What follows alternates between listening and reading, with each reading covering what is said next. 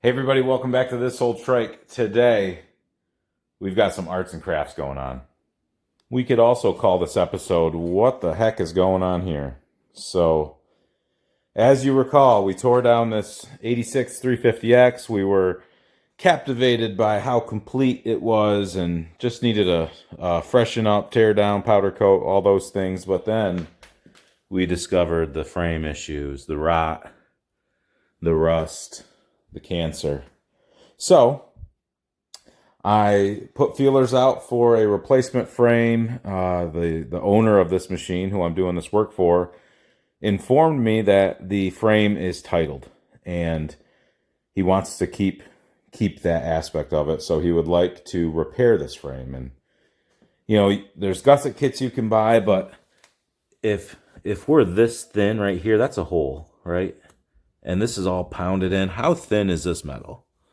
And this has holes in the backside that you can't see from this angle, but most of the issues are in the back half. So my good buddy, Matt, over at GarageMC, check out his YouTube channel. He just so happened to watch my video and saw that I needed a rear half of a frame, and he had a 350X frame that he was going to mount up to a 400EX rear end. So he was going to be cutting off a rear end and not needing it. So we struck a deal, and he sent this up to me.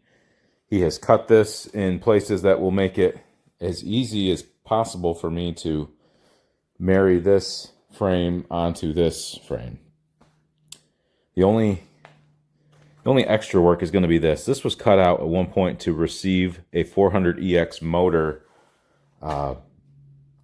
mount location. So I've either got to cut this piece out and weld in that piece, but I want to see what that piece looks like before I go doing that. Or I've got to cut these tabs off and try to weld those tabs on, or something. Reposition those. We'll see. We'll see what we got to do. But this is going to be a little bit of a process.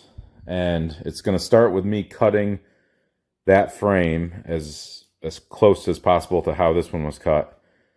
And then I'm going to have to put the motor back in probably that frame and use that to position things for the rear. And I've made these sleeves.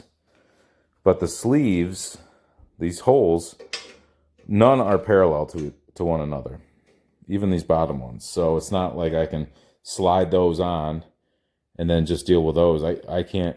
Each one I'm going to have to feed into the frame all the way, and then through holes and some sort of wizardry push them back through so it strengthens that joint. I just don't want to butt weld that joint. And then to make it all nice, I know this is getting a little verbose on what we're going to do. To make it all nice and strong, we've reached out to Noah Olson at Swamp Outlaw, swampOutlaw.com, and we've ordered a gusset kit. So this is the best looking gusset kit that's out there. I don't know what gauge steel that is, but he's the only one doing the dimples to make it look really sexy when it's done.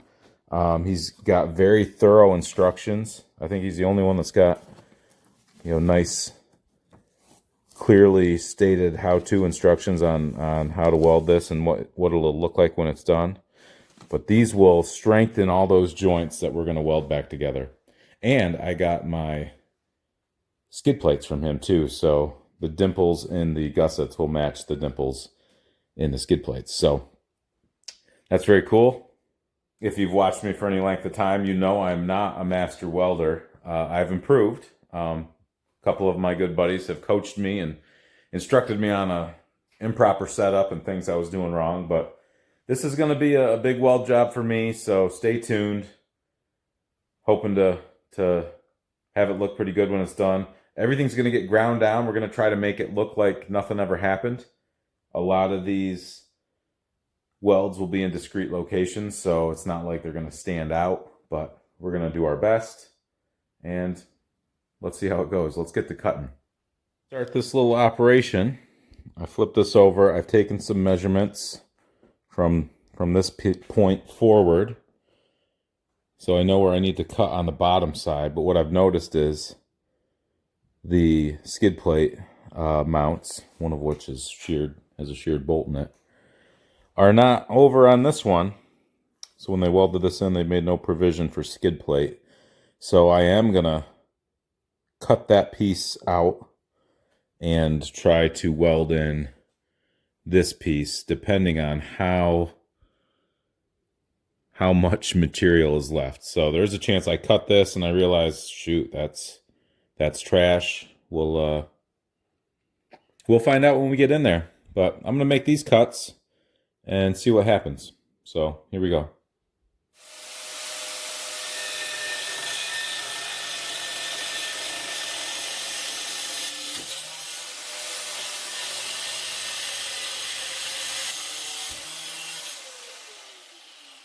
So here's where it's going to get tricky.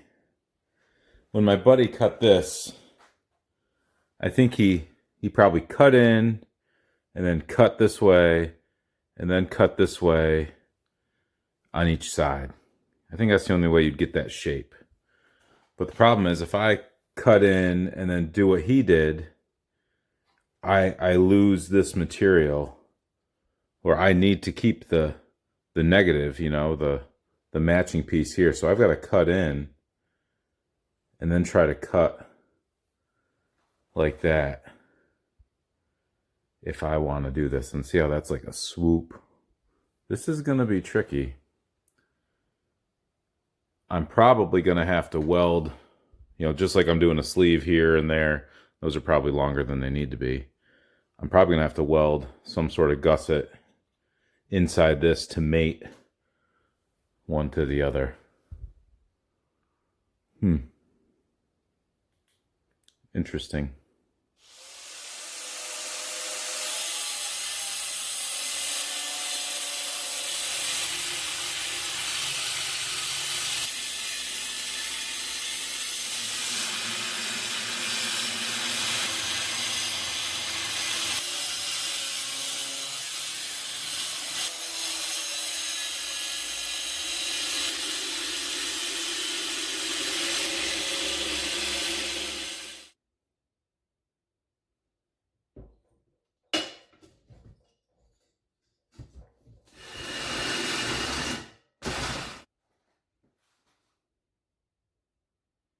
Okay, time for a little inspection.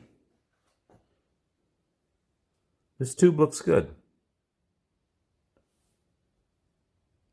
Having a hard time seeing. Whoa, what's up, guy? Don't know what that was about, but it's not thin. There's some scale in there.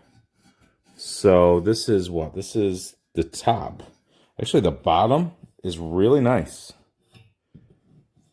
Like nothing in there. And when I take my, this is a 3/4 inch slug,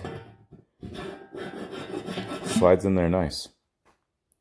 So, which is good because we're going to have to slide that all the way in and push it back into here to engage and then weld. So this is actually 7/8. This is 7/8 tubing. And that is a very snug fit. Or it's not that snug here, but I cleaned this up. I wire wheeled that, so I sanded that just a little bit when I was at work. So we've got some work to do in here. I cut this longer than it needed to be. And now I'm going to just do a dry fit to see what things look like when I hold one up next to each other. But I still got to cut this out. I might do that after the fact. I don't want things flopping around too much, if you know what I mean. Well, how'd I do? It's not pretty, but this is new meets old. And I've got some space to fill in there with weld, but that's pretty darn close to where it needs to be.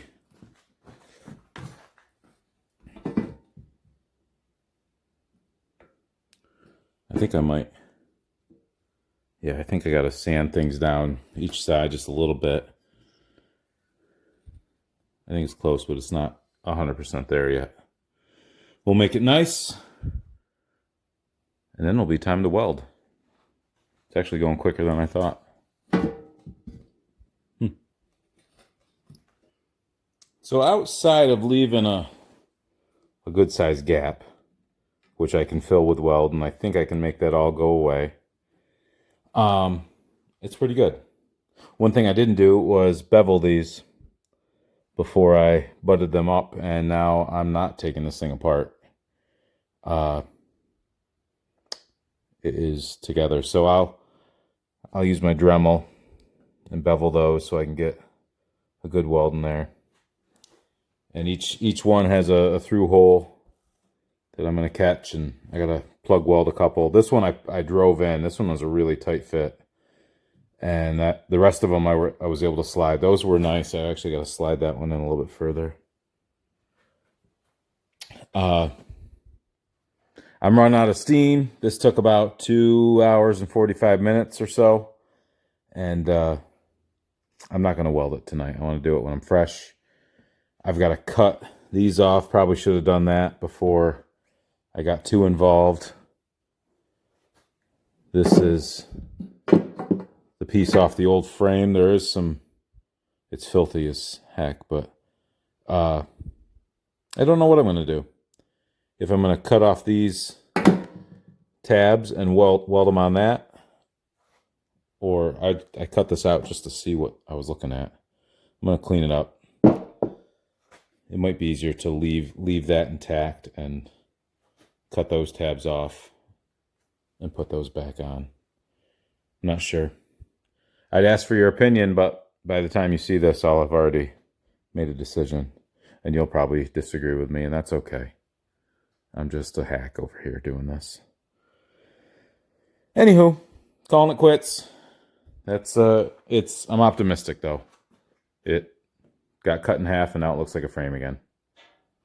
And stay tuned. We'll see how it looks.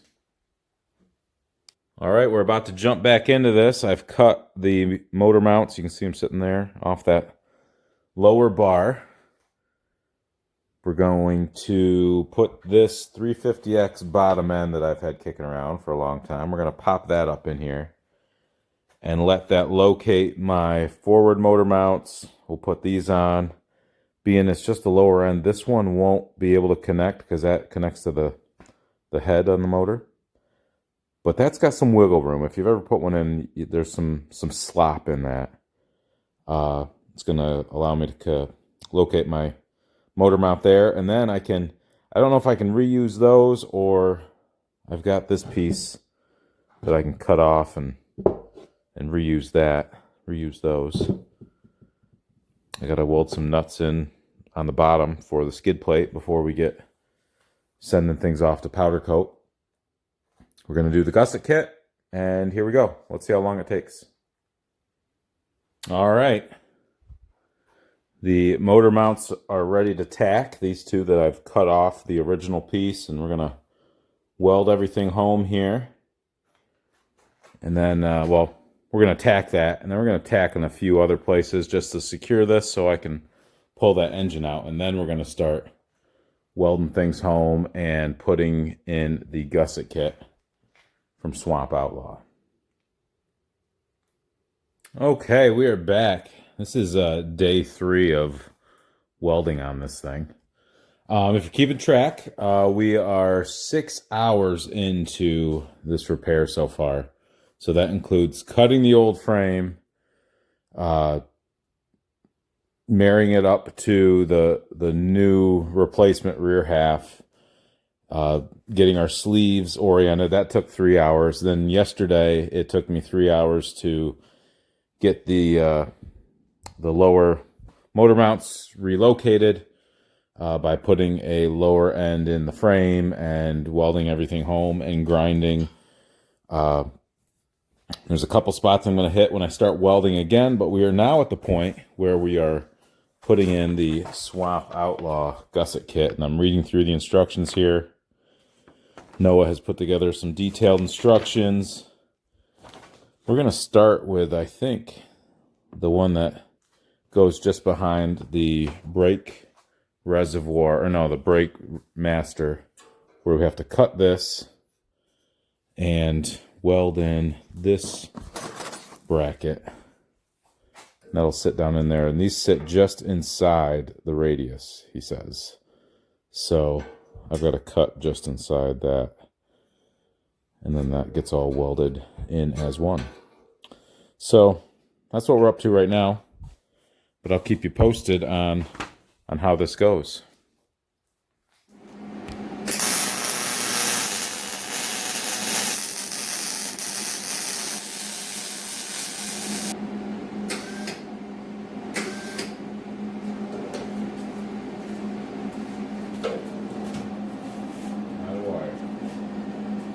Okay, I have cut to the chase.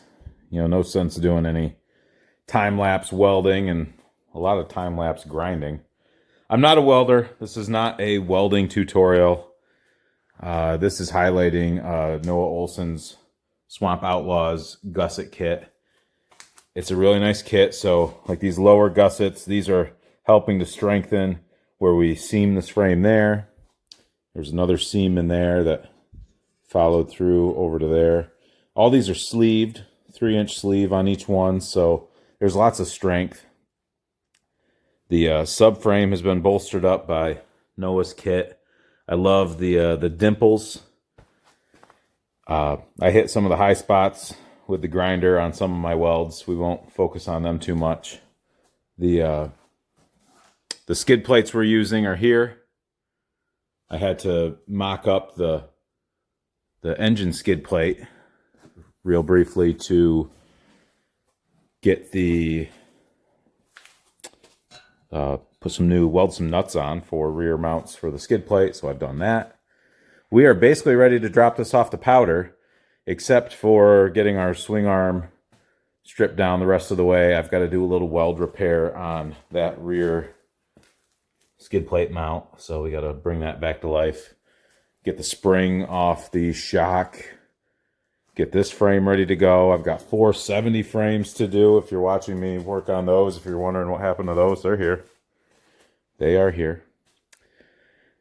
But we're making good headway. So I'm excited for this part to be over. I was keeping track of time. I'm about 9 hours into cutting the frame, welding it back together, and doing the gusset kits. So I'm moving along as fast as I can, but you don't want to hurry so much that you do a bad job, so it is what it is.